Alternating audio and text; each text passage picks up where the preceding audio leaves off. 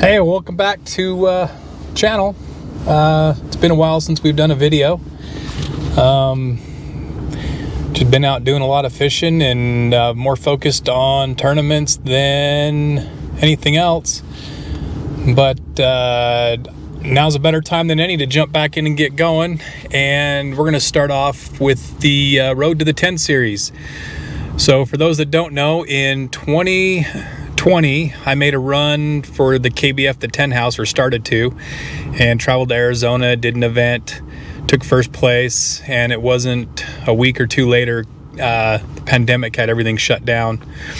And because of that, the tournament plans and everything kept changing, and it just got to the point where you couldn't decide whether things were going to stay on the books, not on the books, was it really happening, not happening. And I really needed to focus on work, so I just decided to stick with work for the season. Pushed my qualification for the national championship that year to the next year and went and fished that. And after fishing that event, I decided I was going to make a run for the 10 house again. And that's how I started out the 2022 season. And this is going to be about the road to getting there and some pre-fishing for the 10 and the 10 itself. So it'll be a multi-part series. I don't know if it'll be 2 parts or 3 parts, but we'll see where it goes from there. But for now, I've got to get some stuff unloaded, get it packed away, and start editing some video footage. And like I said, we are back from the 10 now, but I'm not going to spoil the standings on that one. But it was fun. It was a really good experience, and we did a lot of events, but here we go. Enjoy. So our first event for the 2022 season was Folsom Lake in California, or Folsom Reservoir. I'd never been there before. Took a trip out, had an evening and 2 days to do some pre-fishing to try and figure out something on the lake. Was up against several other California natives there who knew the body of water. Still went out and gave it everything I had. Did start putting a pattern together. The first day I caught some fish, just wasn't finding what I really wanted. The second day I took a trip to the opposite end of the reservoir, and we were a little restricted. We were all launching from the same boat ramp, so you were kind of limited on how far you thought your batteries could push you and how long you wanted to spend on the water getting to someplace to fish. But I did. I took a long run. It was just over 2 miles, and later in the day happened to find a group of fish. This group of fish, we were there in February. This is pre-spawn. The group of fish was still in deep water. They weren't up shallow. They weren't really making a move. They were just kind of on that edge. And there was a ditch, a little ditch next to a drop and next to another flat. And looking at what they could move up onto, it just kind of looked like a spot where they're coming out of the deep, coming to hold, maybe moving up in the afternoon on some rocks and warming up, but kind of staying in that same area. And I decided to drop down and see if these fish were active, and threw a drop shot down and instantly hooked up. Threw a drop shot down again, got bit again, elected not to set a hook on this fish. It's pre-fishing tournament, trying to save fish for the tournament. So I motored around a little bit, kind of looking at the area, and realized that there were just multiple pods of fish. And I hadn't seen this anywhere else on the lake, unless I could find bait fish. If I could find bait fish every now and again, I'd find a little group of fish, but nothing that screamed, this is where you want to start on tournament day. So I elected to go to that first thing, and it paid off. I fished 4 events down there. I fished Trail 1, Trail 2, the Pro Series the Pro Series, and a Kayakbass event, and I ended up sweeping all 4 events. I was up against some absolute hammers. It was neck and neck for a little bit between myself and a couple other people, and on the second day I just happened to cull up the right fish in the afternoon and took the lead. So that got us off to a good start for the 10, put us in the top for standings on points. and I knew all I needed to do was carry that momentum through the rest of the season, and went from there. So our second tournament was Roosevelt Reservoir down in Arizona, and this is in March, and this is where I'd actually won an event 2 years prior. 2 years prior, the water had come up 40 feet. Back in the spot I was fishing, it was real muddy. Was kind of hoping for some of the same this time. The water was not as high, it was still up. There was a lot of flooded brush. Water clarity at one end of the lake was pretty good. The other end of the reservoir, not so good. I went back to my original spot that I'd found down there. I did manage to pull a fish from there, but just nothing great. Scoured the rest of the reservoir. Roosevelt gets hit hard. It has a lot of pressure. And just as an example, even during the week, if you find a good point that looks juicy with fish, you will see boat after boat after boat come and hit the exact same point, and they will cycle through. A boat will hit it. Within minutes of that boat leaving, another boat will roll up on it. So it's a little tricky fishing. I lost a couple good ones in that event, and it's the same thing. It was a Trail 1, a Trail 2 event, and a Pro Series event. I did manage some fish. My finishes weren't great. I did manage a 10th place or top 10 finish in an event, maybe 2. Gave me some points, but not the points I was looking for, and so we started planning for the next one. So our next event was Chatfield in Colorado, and this is early spring. This is Colorado. There's still snow on the mountains. Trees really haven't leafed out a whole lot yet. Fish really hadn't moved up. They were into the flats yet. They were still kind of hanging back. There were still fish deep. You could find a little of everything on this reservoir. I struggled. I found a few in practice. Kind of what I found in practice wasn't holding out though from day to day. I knew the thing I should have been throwing was a jerkbait, and it was kind of what I threw around on the very first day I got there, but the weather was not cooperating, and I kind of gave up on it, and I didn't really pick it back up until the second day of tournament.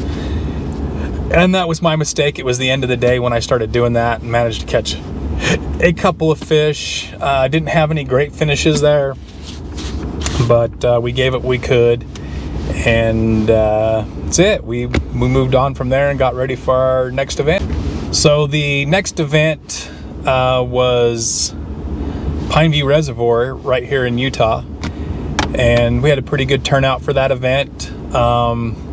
We kind of timed it right at the beginning of the spawn, and we'd actually had some warm temperatures about a week and a half, a week before this event, and we had a few fish move up for the spawn, and then we had a lot of fish pull back out, and so there were a few beds.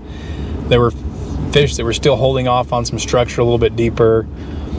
I was not one to want to run around and compete with the same bed fish that everybody else had found, and although this reservoir seems like one of our bigger ones, it still fishes a little bit on the small side sometimes, and I elected to hit some structure piles that I knew about, and I found fish on them in practice, but I did notice those fish numbers were dwindling from one practice day to another, even though I was leaving those fish alone, and decided I was still going to risk it because there was activity, these fish moving on and off. What ended up happening is these fish started moving up, and some of them did start going shallower during the event. I don't think I pulled limits both days. I know one day I didn't have a full limit. The other one I may have. I did lose some key fish in this event that would have really helped out. But I also didn't move around a lot. I kind of stuck to one spot, maybe 2, hoping that these schools were going to move back onto this structure. And it didn't end up working out, and that was okay. We had a good time. Like I said, we had a really good turnout at that event, and it was a lot of fun.